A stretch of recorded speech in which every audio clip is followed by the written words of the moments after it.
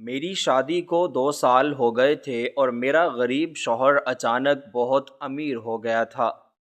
وہ رات کو دیر سے گھر آتا اور ایک خاص کمرے کو ہمیشہ تالا لگا کر رکھتا تھا۔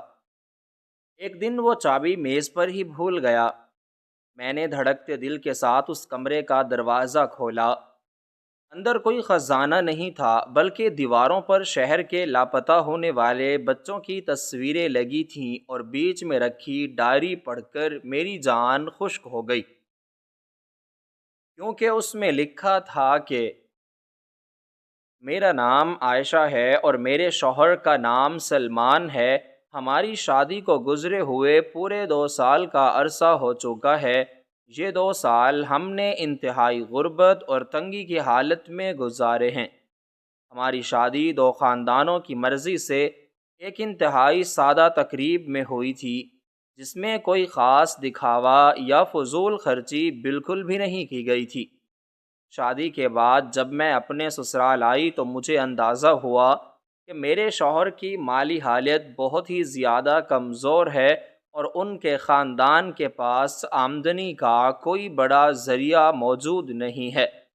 سلمان کے والد اپنے گاؤں میں زراعت کے پیشے سے وابستہ تھے اور ٹماٹر کی فصل اگاتے تھے، لیکن ان کی فصل کو ایک انتہائی خطرناک بیماری لگ گئی تھی، جس نے ساری کی ساری پیداوار کو تباہ کر کے رکھ دیا تھا۔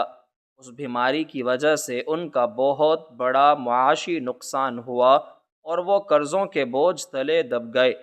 اس بھاری نقصان اور قرض داروں کے دباؤ کی وجہ سے انہیں اپنا گاؤں اور زمین چھوڑ کر اس بڑے شہر کا رخ کرنا پڑا، تاکہ وہ مزدوری کر کے اپنا اور اپنے گھر والوں کا پیٹ پال سکیں۔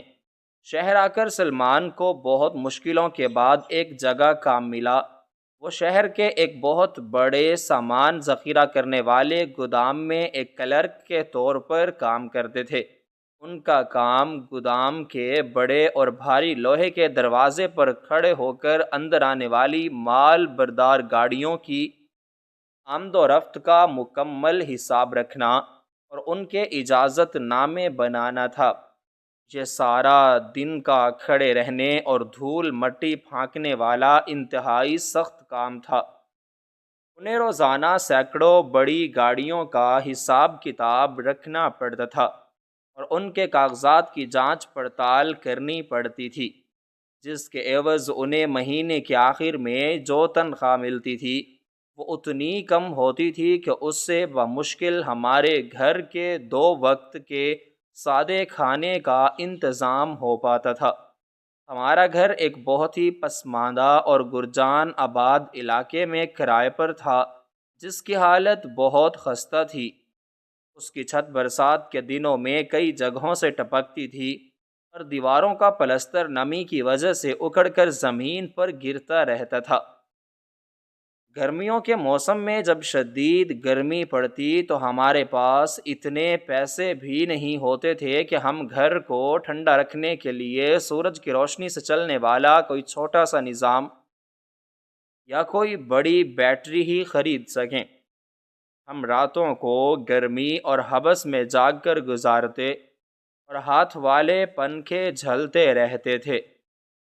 میرے شوہر صبح منہ اندھیرے بہت جلدی اٹھ کر اپنے کام پر چلے جاتے اور سارا دن مال بردار گاڑیوں کے خطرناک دھوئیں اور شدید شور میں گزارنے کے بعد جب رات کو بہت دیر سے گھر لوٹتے تو ان کی ہڈیاں درد کر رہی ہوتیں اور تھکاوٹ کی وجہ سے ان کا برا حال ہوتا تھا۔ میں سارا دن گھر کے کام کاج کرتی، صحن کی صفائی کرتی، ہاتھ سے کپڑے دھوتی اور رات کو دروازے پر نظریں جمائے ان کا بے صبری سے انتظار کرتی رہتی تھی۔ جب وہ آتے تو ان کے چہرے پر تھکن اور روزمرہ کی پریشانیوں کے گہرے آثار نمایاں ہوتے تھے۔ ان کے کپڑے مٹی اور دھول سے اٹے ہوتے تھے اور ان کی آنکھوں میں نیند اور بے بسی چھلک رہی ہوتی تھی۔ ہم دونوں رات کو ایک پرانی چٹائی پر مل کر بیٹھتے اور اگلی صبح کے ناشتے اور دوپہر کے کھانے کے لیے بچ جانے والے چند سکوں کا حساب لگاتے۔ ہمارے گھر میں کبھی کوئی مہنگی یا اچھی چیز نہیں آئی تھی، اور نہ ہی ہم نے کبھی نئے اور اچھے کپڑے پہنے تھے۔ میرے دل میں خواہش ہوتی تھی کہ میں بھی اپنے محلے کی دوسری عورتوں کی طرح اچھا لباس پہنوں اور اپنے گھر کو سجا کر رکھوں، لیکن سلمان کی قلیل آمدنی اور ان کے کندھوں پر موجود بوجھ دیکھ کر میں اپنی تمام تر خواہشات کو اپنے دل کی گہرائیوں میں دبا لیتی تھی۔ مہینے کے درمیانی دنوں میں ہی ہماری ساری رقم مکمل طور پر ختم ہو جاتی، اور ہمیں مجبوری کی حالت میں محلے کے دکاندار سے ادھار سودا سلف لینا پڑتا تھا۔ دکاندار اکثر ہمیں برا بھلا کہتا اور ہمیں پورے محلے کے سامنے بے عزت کرنے کی کوشش کرتا۔ سلمان کو ہر روز اس کی کڑوی کھسیلی باتیں سننی پڑتی تھیں، لیکن ان کے پاس سر جھکا کر خاموش رہنے کے علاوہ کوئی دوسرا چارہ نہیں تھا۔ وہ اکثر راتوں کو جاگتے رہتے اور چھت کو گھورتے ہوئے سوچتے رہتے کہ کس طرح اپنی آمدنی میں اضافہ کیا جائے تاکہ ہم ایک بہتر اور پرسکون زندگی گزار سکیں۔ انہوں نے کئی بار گودام کے مالک اور اپنے افسروں سے اپنی تنخواہ بڑھانے کی انتہائی عاجزانہ درخواست کی، لیکن ہر بار انہیں شدید مایوسی اور ڈانٹ ڈپٹ کا سامنا کرنا پڑا۔ مالک کا دو ٹوک الفاظ میں کہنا تھا کہ اگر وہ اس کم تنخواہ پر کام نہیں کرنا چاہتے تو اپنا راستہ ناپیں اور کوئی کام ڈھونڈ لیں، لیکن اس کٹھن اور مہنگائی کے دور میں کوئی نیا اور اچھا کام ملنا بھی بہت مشکل تھا۔ اس لیے سلمان شدید مجبوری اور بے بسی کے تحت اسی گودام کے دروازے پر کھڑے رہ کر کام کرتے رہے۔ ہماری زندگی اسی طرح ایک ہی دائرے میں گھوم رہی تھی۔ روزانہ صبح جلدی اٹھنا، روکھی سوکھی روٹی کھانا، کام پر جانا، سارا دن خوار ہونا، رات کو تھک کر واپس آنا اور اگلی صبح کی فکر میں سو جانا، یہ ایک ایسا تکلیف دہ تسلسل تھا جس میں دور دور تک کوئی تبدیلی یا بہتری نظر نہیں آ رہی تھی۔ میں نے بھی ان کٹھن حالات سے مکمل طور پر سمجھوتا کر لیا تھا، صبر شکر کر کے اپنا وقت گزار رہی تھی۔ میری آنکھوں نے اچھے دنوں کے خواب دیکھنا بھی چھوڑ دیے تھے، لیکن پھر اچانک حالات نے ایک ایسا پر اسرار اور عجیب موڑ لیا جس نے ہماری زندگی کو پوری طرح اوپر سے نیچے تک بدل کر رکھ دیا۔ پچھلے کچھ ہفتوں سے میں نے بڑی شدت سے محسوس کیا کہ سلمان کے رویے اور ان کے روزمرہ کے حالات میں ایک بہت ہی واضح اور حیران کن تبدیلی آ رہی ہے۔ وہ اب رات کو پہلے کی طرح تھکے ہارے اور پریشان واپس نہیں آتے تھے، بلکہ ان کے چہرے پر ایک عجیب سا سکون، اطمینان اور ایک انجانی سی چمک ہوتی تھی۔ انہوں نے ایک ہی دن میں محلے کے دکاندار کا سارا پرانا ادھار مکمل طور پر چکا دیا، جو کہ ہماری اس وقت کی آمدنی کے حساب سے ایک ناممکن سی بات تھی۔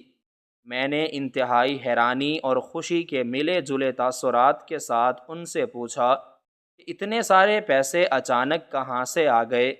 انہوں نے مجھے نہایت اطمینان سے بتایا کہ گودام کے مالک نے ان کی برسوں کی ایمانداری اور لگن سے خوش ہو کر انہیں کچھ زائد رقم انعام کے طور پر دی ہے۔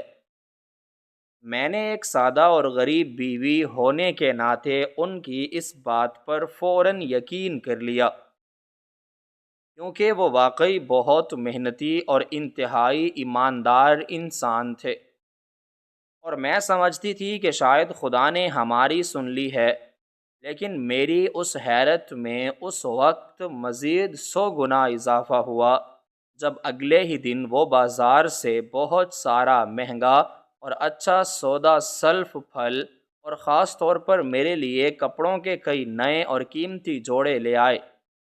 یہ کپڑے اتنے مہنگے اور خوبصورت تھے کہ میں نے کبھی اپنے خوابوں میں بھی انہیں چھونے یا پہننے کا نہیں سوچا تھا۔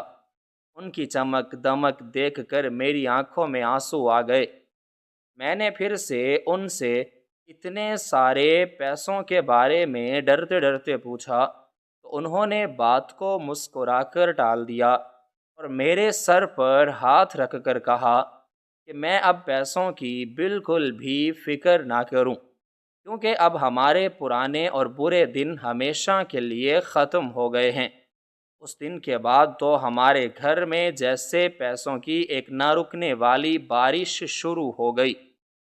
انہوں نے گھر کے لیے بہت سی نئی اور مہنگی اشیاء خریدنا شروع کر دیں۔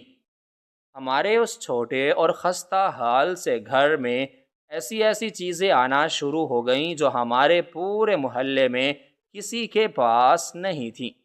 انہوں نے مجھے ایک بہت بھاری اور قیمتی سونے کا زیور بھی لا کر پہنایا، جسے دیکھ کر میری آنکھیں حیرت سے کھلی کی کھلی رہ گئیں۔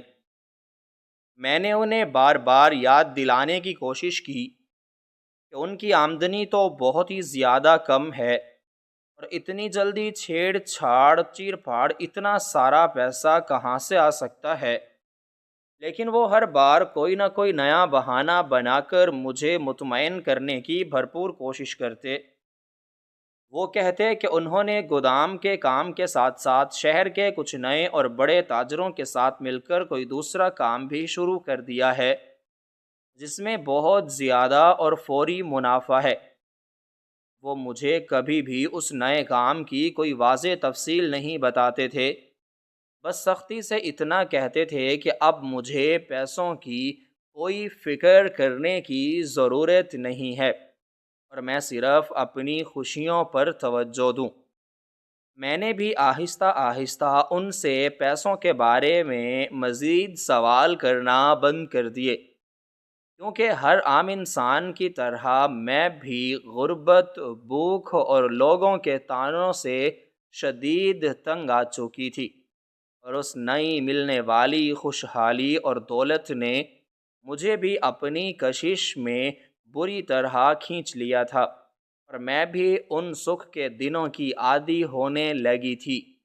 لیکن اس تمام خوشحالی کے باوجود میرے دل کے کسی گہرے کونے میں ایک عجیب سا خوف، ایک وسوسہ اور ایک نامعلوم بے چینی ہر وقت موجود رہتی تھی، جو مجھے راتوں کو سکون سے نہیں سونے دیتی تھی۔ میرا دماغ یہ بات تسلیم کرنے سے انکاری تھا، اور مجھے بالکل بھی سمجھ نہیں آ رہا تھا کہ جو سیدھا سادہ شخص چند دن پہلے تک روٹی کے چند ٹکڑوں اور چند روپوں کے لیے شدید پریشان رہتا تھا اور راتوں کو روتا تھا، وہ اچانک ہزاروں اور لاکھوں میں کیسے کھیلنے لگا ہے۔ ان کے پاس اچانک اتنی دولت آ گئی تھی جو ان کی ظاہری آمدنی سے کسی صورت میل نہیں کھاتی تھی۔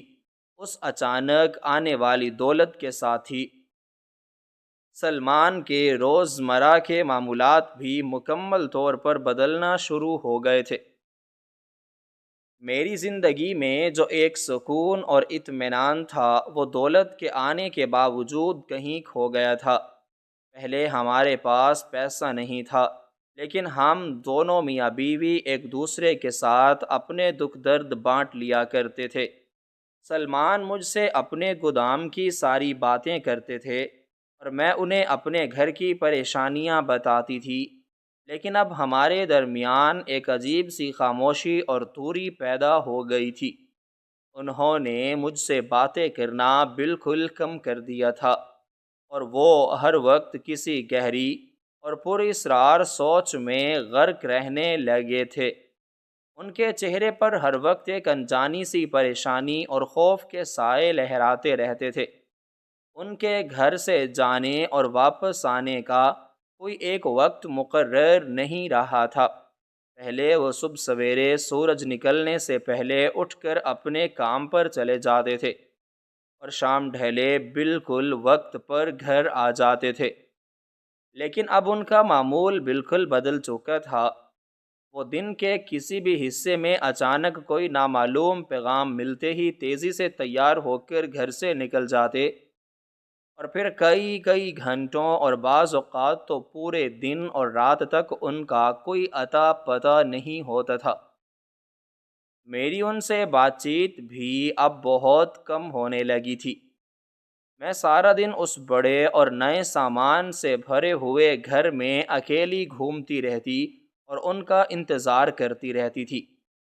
ہمارے گھر میں اچانک آنے والی اس خوشحالی نے محلے کے لوگوں کی توجہ بھی ہماری طرف کھینچ لی تھی۔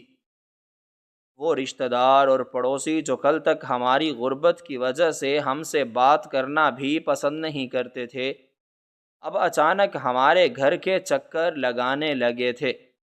ہر کوئی یہ جاننے کی کوشش میں لگا رہتا تھا کہ آخر سلمان نے ایسا کون سا الدین کا چراغ ڈھونڈ لیا ہے جس نے راتوں رات ہماری قسمت بدل دی ہے۔ محلے کی عورتیں بہانے بہانے سے میرے پاس آتیں اور مجھ سے کرید کرید کر سوال کرتیں کہ سلمان اب کیا کام کرتے ہیں اور یہ سارا پیسہ کہاں سے آ رہا ہے۔ میرے پاس ان کے سوالوں کا کوئی تسلی بخش جواب نہیں ہوتا تھا، کیونکہ میں خود اس حقیقت سے مکمل طور پر ناواقف تھی۔ میں انہیں بس یہی کہہ کر ٹال دیتی تھی کہ سلمان نے کسی بڑے تاجر کے ساتھ مل کر کوئی نیا اور منافع بخش کاروبار شروع کیا ہے، لیکن عورتوں کی متجسس نظریں ہمارے گھر کے نئے فرنیچر، مہنگے پردوں اور میرے پہنے ہوئے قیمتی لباس کا جائزہ لیتی رہیں، اور مجھے ان کی نظروں میں ایک عجیب سا شک اور حسد محسوس ہوتا تھا۔ سلمان کو بھی لوگوں کا اس طرح گھر آنا اور سوالات کرنا بالکل پسند نہیں تھا۔ انہوں نے مجھے سختی سے منع کر دیا تھا کہ میں گھر میں محلے والوں کا آنا جانا کم کر دوں اور کسی سے ہمارے خاندانی اور معاملی معاملات کے بارے میں ہرگز کوئی بات نہ کروں۔ ان کی اس سختی اور محلے والوں کے رویے نے مجھے مزید تنہا اور خوف زدہ کر دیا تھا۔ ان کی راتوں کا معمول سب سے زیادہ پر اسرار اور پریشان کن ہو گیا تھا۔ وہ روزانہ رات کو بہت دیر سے گھر واپس آنا شروع ہو گئے تھے، کبھی رات کے 2 بجے تو کبھی فجر کے قریب جب پورا محلہ گہری نیند سو رہا ہوتا تھا۔ ان کے قدموں کی آہٹ سنائی دیتی، ان کے چہرے پر پہلے جیسی گودام کی دھول مٹی نہیں ہوتی تھی، بلکہ ایک عجیب سی تھکن اور ذہنی دباؤ ہوتا تھا۔ ان کی آنکھیں سرخ اور سوجی ہوئی رہتیں، جیسے وہ کئی راتوں سے سکون کی نیند نہ سوئے ہوں، اور ان کے لباس سے اکثر مٹی، پسینے اور کسی انجانی سی ویران جگہ کی بو آتی تھی۔ میں جب بھی ان سے ان کے اس عجیب رویے اور رات گئے تک باہر رہنے کی وجہ پوچھتی تو وہ ہر بار شدید جھنجھلاہٹ کا شکار ہو جاتے اور بات کو گھما پھرا کر کہتے کہ نئے کاروبار میں بہت زیادہ بھاگ دوڑ کرنی پڑتی ہے اور بڑے بڑے تاجروں کے ساتھ رات گئے تک ملاقاتیں کرنی پڑتی ہیں تاکہ وہ بازار میں اپنا نام بنا سکیں۔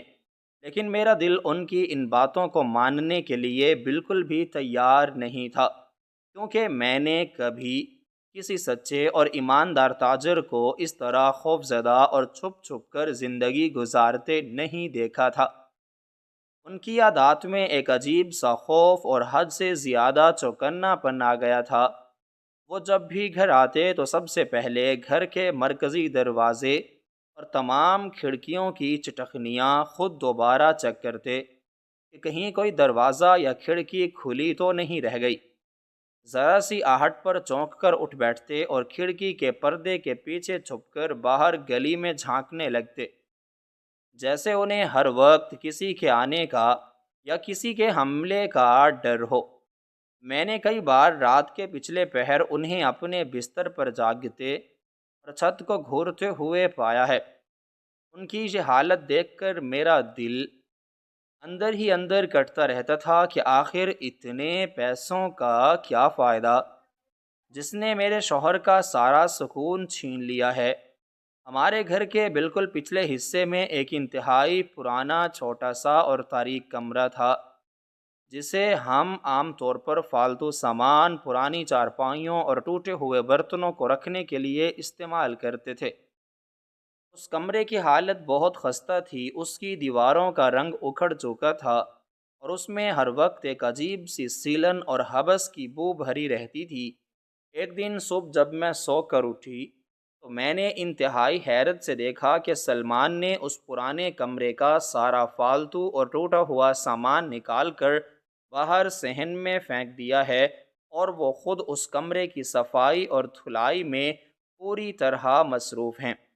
میں حیران رہ گئی کہ جو انسان رات بھر جاگنے کے بعد دن میں بامشکل آرام کرتا ہے اور جس کے پاس میرے لیے بھی وقت نہیں ہوتا، وہ اچانک اس پرانے اور فالتو کمرے کو اتنی توجہ اور محنت سے کیوں صاف کیے جا رہا ہے؟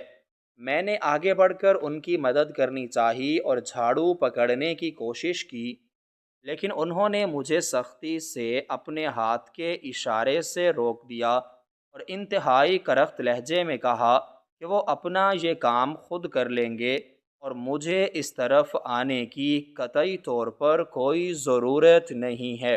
اس کمرے کی مکمل اور گہری صفائی کرنے کے بعد انہوں نے اسی دن دوپہر کو بازار جا کر لوہے کا ایک بہت بڑا، بھاری اور انتہائی مضبوط قسم کا تالا خریدا اور اسے اس کمرے کے پرانے لکڑی کے دروازے پر لگا دیا۔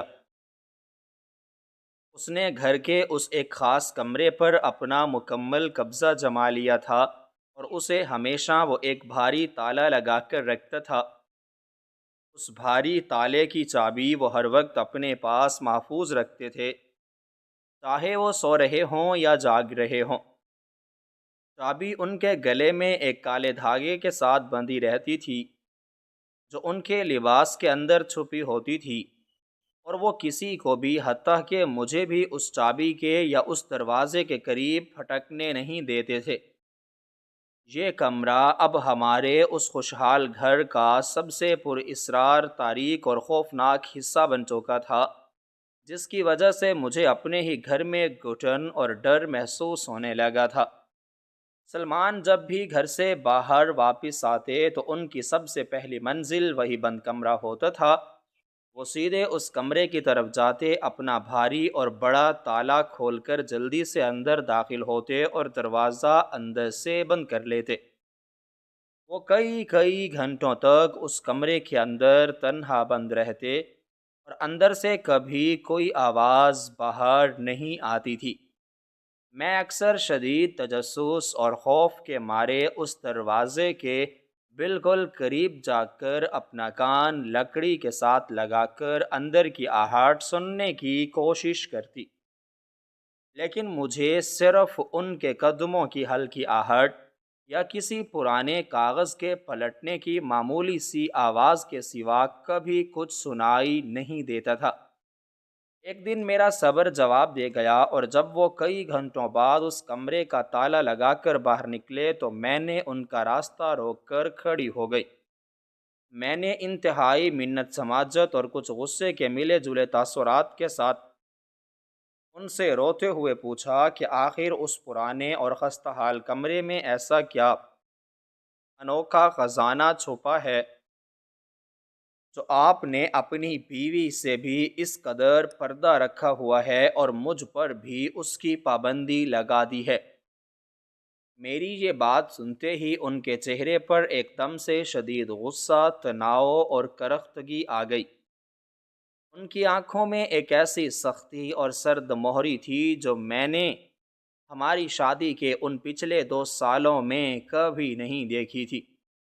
انہوں نے انتہائی غضبناک انداز میں مجھے میرے بازو سے پکڑ کر پیچھے دھکیلا اور انتہائی سخت، اونچے اور خوفناک لہجے میں مجھ پر چلاتے ہوئے کہا کہ اس گھر میں جو چاہے کرو، جو مرضی اچھا کھاؤ پیو، جو چاہے مہنگے سے مہنگا لباس پہنو اور بازار سے جو دل کرے خریدو، میں تمہیں اتنے پیسے دوں گا کہ تم گن نہیں سکو گی، لیکن آج کے بعد اس کمرے کے بارے میں دوبارہ کبھی کوئی سوال مت کرنا اور نہ ہی کبھی غلطی سے بھی اس دروازے کے قریب جانے کی یا اسے کھولنے کی کوشش کرنا، ورنہ اس کا انجام بہت برا ہوگا۔ ان کی یہ دھمکی، ان کا یہ خوفناک روپ دیکھ کر میرا دل دہل کر رہ گیا اور میرے منہ سے ایک لفظ بھی نہ نکل سکا۔ اس دن کے بعد سے مجھے یا گھر میں آنے والے کسی بھی فرد کو اس کمرے کی طرف جانے کی سختی سے ممانعت تھی۔ وہ بند کمرہ اب میرے لیے ایک مستقل ذہنی اذیت، ایک ڈراؤنا خواب بن چکا تھا۔ دن یوں ہی گزرتے جا رہے تھے اور ہماری زندگی اسی پر اسرار اور خوفناک ماحول کے گرد گھوم رہی تھی۔ پھر ایک صبح کچھ ایسا ہوا جس نے میرے ذہن کو مزید الجھا دیا۔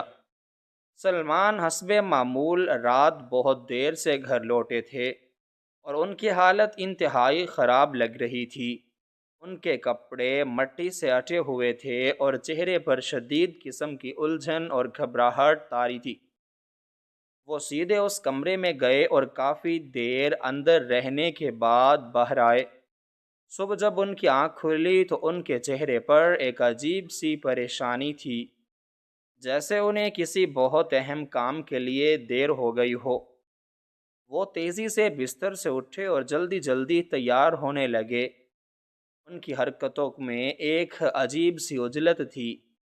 وہ کچھ ڈھونڈ رہے تھے، بار بار الماری کھولتے، درازیں چیک کرتے اور پھر مایوسی سے اپنے سر پر ہاتھ مار لیتے۔ مجھے لگا جیسے وہ اپنے کسی نئے کاروبار سے متعلق کوئی انتہائی ضروری کاغذات یا فائل بھول گئے ہیں۔ میں نے ان سے پوچھنا چاہا، لیکن ان کے چہرے کی سختی دیکھ کر میری ہمت جواب دے گئی۔ وہ انتہائی تیزی سے گھر کے بیرونی دروازے کی طرف لپکے، ایک لمحے کے لیے رکے جیسے انہیں کچھ یاد آیا ہو، لیکن پھر سر جھٹک کر باہر نکل گئے۔ ان کے جانے کے بعد گھر میں ایک گہرا سناٹا چھا گیا۔ میں نے صحن کی صفائی شروع کی اور کمرے کی چیزیں سمیٹنے لگی۔ جب میں میز کی طرف بڑھی تو میری نظر میز کے بالکل کنارے پر پڑی ہوئی ایک چھوٹی اور بھاری سی چیز پر پڑی۔ میرا دل ایک دم سے زور سے دھڑکا۔ وہ کوئی اور چیز نہیں بلکہ اسی بند اور پر اسرار کمرے کے بڑے تالے کی چابی تھی۔ وہ چابی جو سلمان ہمیشہ کالے دھاگے میں اپنے گلے میں ڈال کر رکھتے تھے اور جو انہوں نے کبھی کسی کو چھونے تک نہیں دی تھی، آج وہ انتہائی جلدی اور پریشانی میں اسے میز پر ہی بھول گئے تھے۔ چابی کو دیکھتے ہی میرے اندر ایک عجیب سی کشمکش شروع ہو گئی۔ ایک طرف سلمان کی وہ غضبناک دھمکی تھی جس نے مجھے خوفزدہ کر رکھا تھا کہ میں کبھی اس کمرے کے قریب نہ جاؤں، اور دوسری طرف میرے اندر کا وہ شدید تجسس اور وہ تمام سوالات تھے جو پچھلے کئی ہفتوں سے مجھے اندر ہی اندر کھا رہے تھے۔ میں یہ جاننا چاہتی تھی کہ آخر اس کمرے میں ایسا کیا چھپا ہے جس نے میرے سیدھے سادے شوہر کو ایک پر اسرار اور خوف زدہ انسان میں بدل دیا ہے، اور یہ بے پناہ دولت کہاں سے آ رہی ہے۔ کافی دیر سوچنے کے بعد میں نے فیصلہ کیا کہ آج مجھے اس راز سے پردہ اٹھانا ہی ہوگا۔ میں نے کانپتے ہاتھوں سے وہ چابی اٹھائی اور دبے قدموں اس کمرے کی طرف بڑھنے لگی۔ میں نے دھڑکتے دل اور لرزتے ہاتھوں کے ساتھ اس بھاری تالے میں چابی ڈالی اور اسے گھما دیا۔ تالا ایک ہلکی سی آواز کے ساتھ کھل گیا۔ میں نے دروازے کو دھکا دیا تو وہ ایک بھیانک سی چرچراہٹ کے ساتھ اندر کی طرف کھل گیا۔ اندر کا منظر اتنا تاریک نہیں تھا جتنا میں نے سوچا تھا، لیکن جو کچھ میں نے دیکھا اس نے میرے ہوش اڑا دیے۔ مجھے لگا تھا کہ اندر کوئی خزانہ یا پیسوں کا ڈھیر چھپایا گیا ہوگا، مگر وہاں دیواروں پر کچھ اور ہی منظر تھا۔ پورے کمرے کی دیواروں پر اخباروں اور اشتہاروں سے کاٹی گئی ان درجنوں بچوں کی تصویریں لگی تھیں جن کے لاپتہ ہونے کی خبریں روز ٹی وی پر چلتی تھیں۔ ہر تصویر کے نیچے سرخ روشنائی سے کچھ تاریخیں اور پتے لکھے ہوئے تھے۔ کمرے کے بالکل بیچ میں ایک پرانی میز رکھی تھی اور اس پر ایک موٹی سی سیاہ رنگ کی ڈائری پڑی تھی۔ میں نے خوف سے کانپتے ہوئے قدموں کے ساتھ آگے بڑھ کر وہ ڈائری اٹھائی اور اسے کھول کر پڑھا تو میری جان خشک ہو گئی۔ اس میں لکھا تھا کہ وہ ان معصوم اور غریب بچوں کو اغوا کرنے والے کسی ظالم گروہ کا حصہ یا کوئی جرائم پیشہ انسان بالکل بھی نہیں ہے، بلکہ وہ شہر کے قانون نافذ کرنے والے اداروں اور خفیہ محکموں کا ایک انتہائی اہم اور پوشیدہ کارندہ بن چکا ہے، جس کا کام اپنی جان ہتھیلی پر رکھ کر ان ظالم درندوں کے اندر گھس کر ان کی جڑیں کاٹنا ہے۔ اس ڈائری کے پہلے ہی صفحے پر لکھی اس سچائی نے میرے دماغ میں چلنے والی تمام تر خوفناک سوچوں اور شک کے بادلوں کو ایک دم سے اڑا کر رکھ دیا تھا، لیکن اس کے ساتھ ہی میرے اندر ایک ایسا نیا اور بھیانک خوف پیدا کر دیا تھا جس کے تصور سے ہی میرے جسم کا سارا خون جیسے جم کر برف بن گیا ہوگا۔ میرے ہاتھ اس موٹی سیاہ ڈائری کو پکڑے ہوئے مسلسل کانپ رہے تھے اور میری آنکھوں سے آنسوؤں کی ایک نہ رکنے والی جھڑی شروع ہو گئی تھی۔ میں نے ڈائری کا اگلا صفحہ پلٹا تو وہاں سلمان کی جانی پہچانی لکھائی میں وہ تمام تر تفصیلات درج تھیں کہ یہ سب کیسے اور کب شروع ہوا تھا۔ اس میں لکھا تھا کہ کچھ ماہ قبل جب وہ اس سامان والے گودام کے دروازے پر اپنی معمول کی ڈیوٹی دے رہا تھا تو ایک رات بہت دیر سے ایک بڑی مال بردار گاڑی وہاں پہنچی، جس کا مالک شہر کا ایک بہت بڑا اور بظاہر انتہائی معزز تاجر تھا۔ لیکن جب سلمان نے اس گاڑی کی تلاشی لینے کی کوشش کی تو اس کے اندر موجود کارندوں نے اسے رشوت دے کر خاموش کروانے کی کوشش کی۔ سلمان چونکہ ایک انتہائی ایماندار انسان تھا، اس لیے اس نے رشوت لینے سے انکار کر دیا اور زبردستی اس گاڑی کا پچھلا دروازہ کھول دیا، جہاں اس نے دیکھا کہ سامان کے ڈبوں کے پیچھے درجنوں چھوٹے چھوٹے معصوم بچے بے ہوشی کی حالت میں پڑے تھے، جنہیں شہر کے مختلف علاقوں سے چرایا گیا تھا۔ اس بھیانک منظر کو دیکھ کر سلمان کی روح کانپ گئی، لیکن اس نے اس وقت انتہائی ہوش مندی سے کام لیا اور ظاہری طور پر ان کارندوں سے ڈرنے کا ڈرامہ کر کے انہیں اندر جانے دیا اور فوراً شہر کے ایک انتہائی دیانتدار اور اعلیٰ سرکاری افسر کو اس سارے واقعے کی خفیہ اطلاع دے دی۔ اس رات محافظوں نے اس گودام پر چھاپہ مار کر ان تمام بچوں کو بحفاظت بچا لیا، لیکن اس بڑے گروہ کا اصل سرغنہ فرار ہونے میں کامیاب ہو گیا تھا۔ اس واقعے کے بعد ان خفیہ اداروں کے اعلیٰ افسران نے سلمان کی ایمانداری، دلیری اور خاص طور پر اس کی غربت اور اس گودام میں اس کی موجودگی کا فائدہ اٹھاتے ہوئے اسے ایک انتہائی خطرناک اور کٹھن کام کی پیشکش کی۔ انہوں نے سلمان سے کہا کہ وہ بظاہر اس ظالم گروہ کے کارندوں سے رابطہ کرے اور پیسوں کے لالچ کا ڈرامہ کر کے ان کے گروہ میں شامل ہو جائے، تاکہ وہ ان کے تمام خفیہ ٹھکانوں اور ان کے بڑے سرغنوں تک پہنچ سکے۔ سلمان، جو خود ایک غریب انسان تھا اور غریبوں کے دکھ درد کو اچھی طرح سمجھتا تھا، اس نے ان معصوم بچوں کی جانیں بچانے کے لیے اپنی جان کو ایک بہت بڑی مصیبت اور خطرے میں ڈالنے کا فیصلہ کر لیا اور اس ظالم گروہ کا ایک پوشیدہ حصہ بن گیا۔ ڈائری کے اگلے صفحات پر ان تمام اندھیری راتوں کا ذکر تھا جب سلمان اس گروہ کے کارندوں کے ساتھ ان کے خفیہ ٹھکانوں پر جاتا تھا اور وہاں ہونے والے تمام تر ظلم اور زیادتی کو اپنی آنکھوں سے دیکھ کر خون کے گھونٹ پی کر رہ جاتا تھا۔ وہ رات گئے تک ان درندوں کے ساتھ محفلوں میں بیٹھتا تاکہ ان کا اعتماد جیت سکے، اور پھر وہاں سے ملنے والی ہر چھوٹی اور بڑی معلومات کو خفیہ طریقے سے سرکاری افسران تک پہنچاتا تھا۔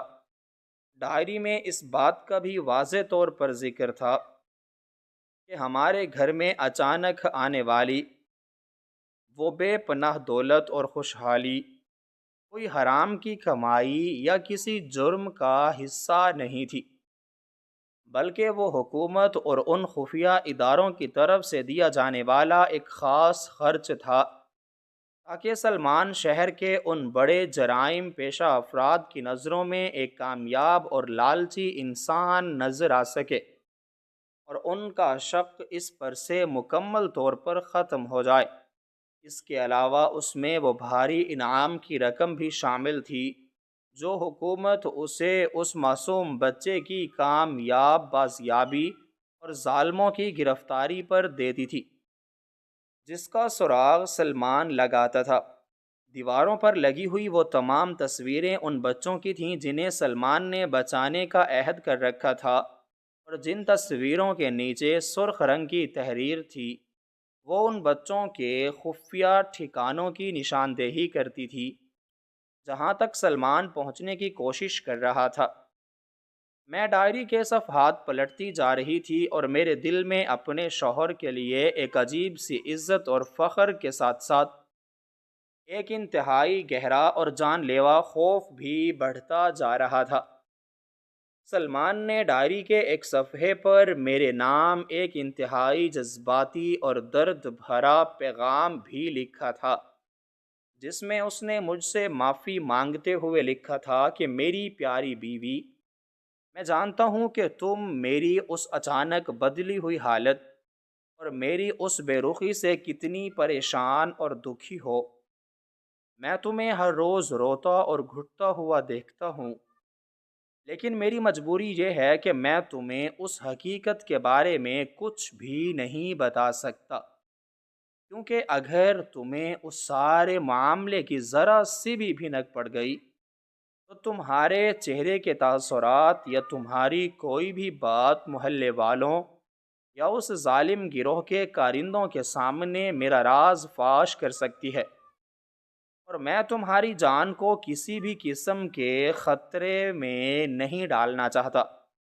یہ درندے بہت بے رحم ہیں، اور اگر انہیں ذرا سا بھی شک ہو گیا کہ میں ان کا ساتھی نہیں بلکہ ان کے خلاف کام کرنے والا ایک سرکاری کارندہ ہوں، وہ مجھے اور تمہیں انتہائی بے دردی سے مار ڈالیں گے۔ اس لیے میں نے یہ سارا بوجھ اکیلے اپنے کندھوں پر اٹھانے کا فیصلہ کیا تاکہ میں ان معصوم بچوں کو ان کے رونے والے والدین سے ملوا سکوں، اور تمہیں وہ تمام خوشیاں اور سکھ دے سکوں جن کی تم ہمیشہ سے حقدار رہی ہو۔ سلمان کی یہ تمام باتیں پڑھ کر مجھے ایسا محسوس ہو رہا تھا جیسے کسی نے میرے جسم پر ابلتا ہوا پانی ڈال دیا ہو۔ مجھے اپنے آپ پر اور اپنی ان تمام شکایتوں پر شدید غصہ اور شرمندگی محسوس ہونے لگی جو میں پچھلے کئی ہفتوں سے دل ہی دل میں اپنے شوہر سے کر رہی تھی۔ میں ان کے گلے میں موجود اس چابی کو ایک ظالم انسان کی نشانی سمجھتی تھی، لیکن وہ دراصل ایک ایسے عظیم اور بہادر انسان کی قربانی کی چابی تھی جو روزانہ موت کے منہ میں جا کر دوسروں کی زندگیاں بچا رہا تھا۔ میرے گلے میں پہنا ہوا وہ بھاری اور قیمتی سونے کا زیور جو کچھ دیر پہلے تک مجھے بہت خوبصورت اور دلکش لگ رہا تھا، اب مجھے آگ کے انگاروں کی طرح جلتا ہوا اور کانٹوں کی طرح چبھتا ہوا محسوس ہو رہا تھا۔ مجھے یہ احساس بری طرح کھائی جا رہا تھا کہ جس نئے اور شاندار گھر میں اتنے سکون اور غرور سے رہ رہی تھی، اس کی بنیادیں دراصل میرے شوہر کی جان کے خطرے پر رکھی گئی ہیں، اور وہ راتوں کو جو جاگتا رہتا تھا اور ہر آہٹ پر چونک جاتا تھا وہ کوئی نامعلوم پریشانی نہیں تھی بلکہ موت کا وہ خوف تھا جو ہر وقت ایک سائے کی طرح اس کے سر پر منڈلاتا رہتا تھا۔ ڈائری کے آخری صفحات میں سلمان نے ایک انتہائی خطرناک اور خوفناک مہم کا ذکر کیا ہوا تھا جس پر وہ پچھلے کئی دنوں سے کام کر رہے تھے۔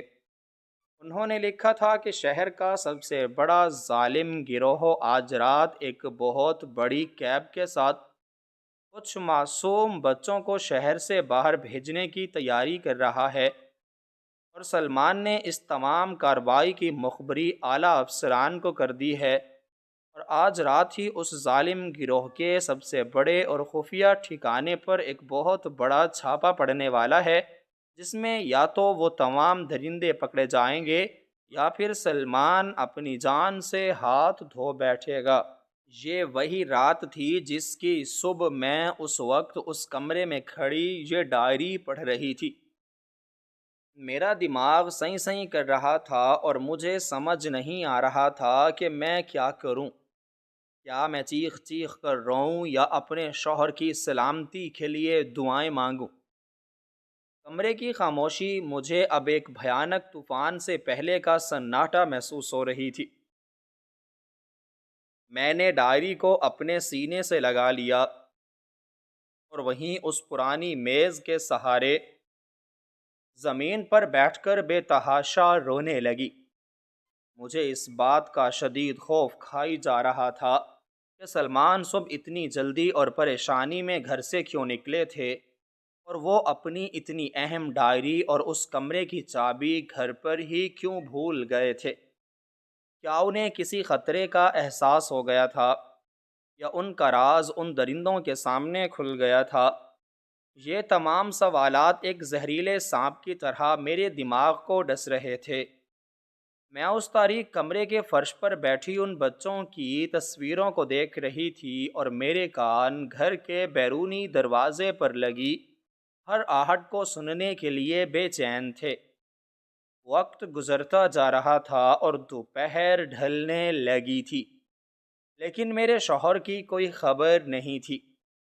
میرا دل چاہ رہا تھا کہ میں دوڑ کر باہر جاؤں اور پورے شہر میں اپنے سلمان کو تلاش کروں، لیکن مجھے ان کی وہ بات یاد آ رہی تھی کہ میں نے گھر سے باہر قدم نہیں نکالنا، ورنہ میری جان کو خطرہ ہو سکتا ہے۔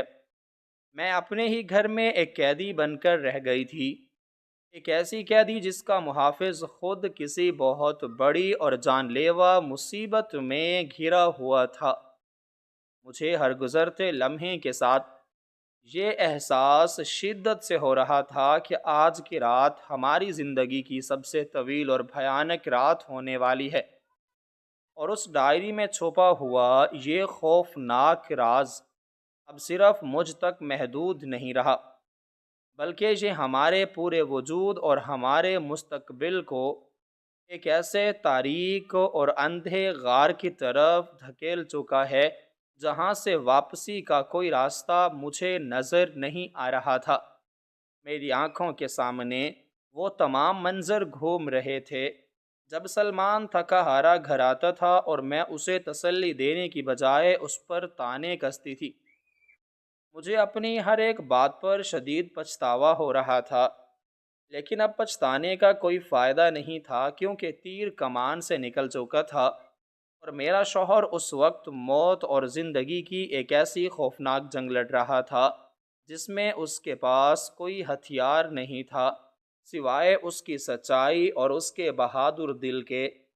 میں بس فرش پر بیٹھی رو رہی تھی اور اس بند دروازے کی طرف دیکھ رہی تھی جہاں سے آج صبح میرا سلمان انتہائی جلدی اور گھبراہٹ میں باہر نکلا تھا، اور اب مجھے نہیں معلوم تھا کہ وہ دوبارہ کبھی اس دروازے سے زندہ سلامت داخل ہوگا بھی یا نہیں، اور یہ راز کھلنے کے بعد بھی میری بے چینی اور میرا خوف ختم ہونے کی بجائے مزید کئی گناہ بڑھ چکا تھا، اور کہانی کا انجام اب ایک ایسے موڑ پر آ کھڑا ہوا تھا جہاں ہر طرف صرف اندھیرا اور ایک نامعلوم اور بھیانک انتظار تھا جو مجھے اندر ہی اندر دیمک کی طرح چاٹ رہا تھا اور میرا سارا وجود بس ایک ہی التجا کر رہا تھا کہ کسی طرح میرا شوہر میرے پاس واپس آ جائے، چاہے ہم دوبارہ اسی پرانی غربت اور فاقوں والی زندگی میں چلے جائیں۔ مجھے یہ جھوٹی اور خطرناک دولت بالکل بھی نہیں چاہیے تھی، بس میرا سلمان مجھے سلامت چاہیے۔ میں اسی تاریک کمرے کے فرش پر بیٹھی مسلسل رو رہی تھی، اور میرا سارا وجود ایک انجانے اور بھیانک خوف کی گرفت میں تھا۔ وقت کا ہر لمحہ مجھے ایک صدی کے برابر لگ رہا تھا۔ دوپہر ڈھل کر شام میں بدل چکی تھی، اور کمرے کے اندر اندھیرا مزید گہرا ہونا شروع ہو گیا تھا۔ میرے ذہن میں ڈائری کے وہ آخری الفاظ بار بار گونج رہے تھے جن میں سلمان نے آج رات ہونے والے اس خوفناک چھاپے اور اپنی موت کے خدشے کا ذکر کیا تھا۔ میرا دل اتنی زوروں سے دھڑک رہا تھا کہ مجھے اپنے سینے میں درد محسوس ہونے لگا تھا۔ میں بار بار دروازے کی طرف دیکھتی اور کان لگا کر باہر گلی کی آہٹیں سننے کی کوشش کرتی، لیکن ہر طرف ایک عجیب اور پر اسرار سی خاموشی چھائی ہوئی تھی جو میرے ڈر کو مزید بڑھا رہی تھی۔ میں سوچ رہی تھی کہ اگر سلمان کو کچھ ہو گیا تو میرا کیا بنے گا؟ میں اس جھوٹی اور خون آلود دولت کا کیا کروں گی جس نے میرے سہاگ کی جان لے لی؟ میری آنکھوں سے بہنے والے آنسو اب خشک ہو چکے تھے، اور ان کی جگہ ایک پتھرا جانے والی کیفیت نے لے لی تھی۔ میں نے اس سیاہ ڈائری کو مضبوطی سے اپنے سینے سے لگایا ہوا تھا، جیسے وہ سلمان کا آخری نشان ہو۔ رات کا اندھیرا پوری طرح پھیل چکا تھا، اور میں نے گھر کی کوئی بتی بھی روشن نہیں کی تھی، کیونکہ مجھے ڈر تھا کہ کہیں اس ظالم گروہ کے کارندے مجھے ڈھونڈتے ہوئے گھر کے اندر نہ آ جائیں۔ اچانک گھر کے بیرونی دروازے پر ایک بہت زوردار دستک ہوئی۔ اس دستک کی آواز سن کر میرے پورے جسم میں سنسنی دوڑ گئی، اور میرا سانس گلے میں اٹک کر رہ گیا۔ میں اپنی جگہ سے ہلنے کے قابل بھی نہیں رہی تھی۔ دستک کی آواز مسلسل اور تیز ہوتی جا رہی تھی۔ مجھے لگا کہ شاید ظالم گروہ کے لوگ آئے ہیں اور اب وہ مجھے مار دیں گے۔ میں نے فرش پر پڑے پڑے اپنے رب کو یاد کرنا شروع کر دیا اور اپنی موت کے لیے خود کو تیار کرنے لگی، لیکن پھر دستک کے ساتھ ہی مجھے ایک جانی پہچانی اور انتہائی کمزور سی آواز سنائی دی جو میرا نام پکار رہی تھی۔ عائشہ، دروازہ کھولو۔ یہ سلمان کی آواز تھی جسے سنتے ہی میرے مردہ جسم میں انہیں سرکاری افسران کا ایک انتہائی خفیہ پیغام ملا تھا کہ ظالم گروہ نے اپنا منصوبہ بدل لیا ہے، اور وہ رات کی بجائے صبح ہی ان معصوم بچوں کو شہر سے باہر منتقل کرنے والے ہیں۔ یہ سن کر سلمان کو فوراً نکلنا پڑا، اور اسی گھبراہٹ اور جلدی میں وہ اپنی اس اہم ڈائری اور کمرے کی چابی کو میز پر ہی بھول گئے تھے۔ انہوں نے بتایا کہ آج کا دن ان کی زندگی کا سب سے کٹھن اور خطرناک دن تھا۔ جب سرکاری اہلکاروں نے اس خفیہ ٹھکانے پر چھاپا مارا تو ظالم گروہ کے کارندوں نے شدید مزاحمت کی، اور دونوں طرف سے کافی دیر تک کشیدگی جاری رہی۔ اسی دوران سلمان نے اپنی جان پر کھیل کر ان بچوں کو اس گاڑی سے باہر نکالا جس میں انہیں بے ہوش کر کے چھپایا گیا تھا۔ اسی کشمکش میں سلمان کو کچھ چوٹیں بھی آئیں، لیکن بالآخر سرکاری اہلکار اس گروہ کے تمام کارندوں اور ان کے سب سے بڑے سرغنہ کو زندہ پکڑنے میں مکمل طور پر کامیاب ہو گئے، اور وہ تمام معصوم بچے بحفاظت بازیاب کروا لیے گئے جن کی تصویریں ہمارے اس بند کمرے کی دیواروں پر لگی ہوئی تھیں۔ سلمان کی یہ باتیں سن کر میرے دل پر رکھا ہوا وہ بھاری بوجھ ایک دم سے ہلکا ہو گیا، اور مجھے اپنے شوہر کی بہادری اور اس کی اس عظیم قربانی پر بے پناہ فخر محسوس ہونے لگا۔ ان سرکاری اہلکاروں نے بھی آگے بڑھ کر سلمان کی بے حد تعریف کی اور مجھے بتایا کہ میرے شوہر نے آج درجنوں ماؤں کی اجڑتی ہوئی گودیں بچائی ہیں، اور اور شہر کو ایک بہت بڑے عذاب سے نجات دلائی ہے۔ انہوں نے ہمیں یہ بھی بتایا کہ چونکہ اب وہ ظالم گروہ پکڑا جا چکا ہے، اس لیے اب ہمیں کسی قسم کا کوئی خطرہ نہیں ہے، لیکن احتیاط کے طور پر محکمہ ہمیں اس شہر سے دور کسی دوسرے اور محفوظ علاقے میں منتقل کرنے کا بندوبست کر رہا ہے، تاکہ ہم اپنی بقیہ زندگی سکون اور بغیر کسی ڈر کے گزار سکیں۔ انہوں نے سلمان کو ان کی اس بہادری اور کامیاب کام پر ایک بہت بڑی رقم انعام کے طور پر بھی دی، جو مکمل طور پر حلال اور سرکاری تھی۔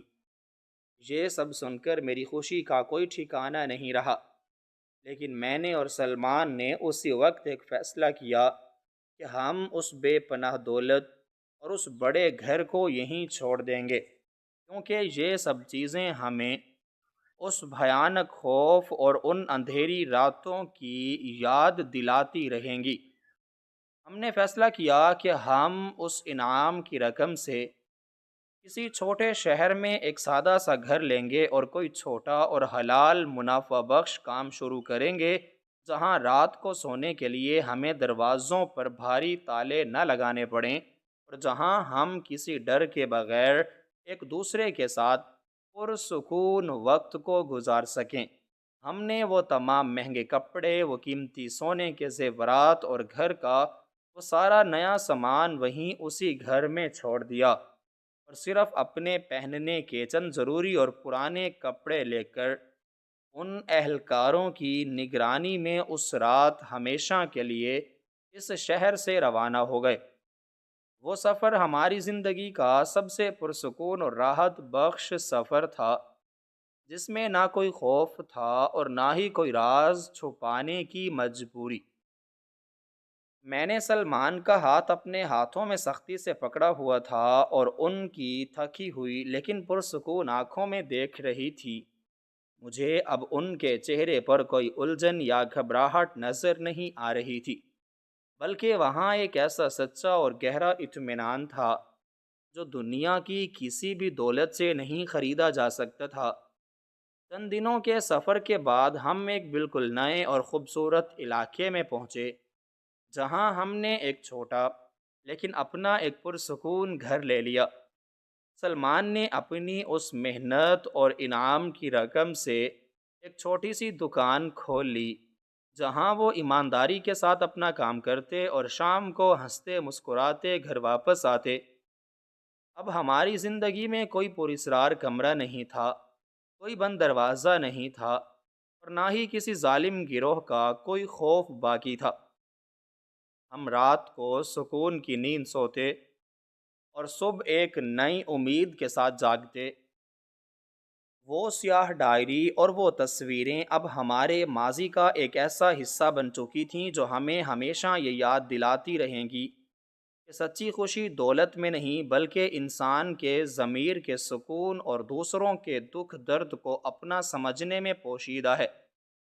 سلمان نے ایک غریب اور عام انسان ہوتے ہوئے بھی جو عظیم کام سرانجام دیا، وہ تاریخ کا حصہ بن گیا تھا، لیکن ہمارے لیے سب سے بڑی جیت یہ تھی کہ ہم نے اس کٹھن امتحان کو مل کر پاس کر لیا تھا، اور اب ہماری آنے والی زندگی میں سوائے محبت، سچائی اور سکون کے کوئی اور راز باقی نہیں بچا تھا، اور یوں ہماری زندگی کا وہ انتہائی پر اسرار اور خوفناک باب اپنے ایک خوبصورت اور پرسکون انجام کو پہنچ گیا۔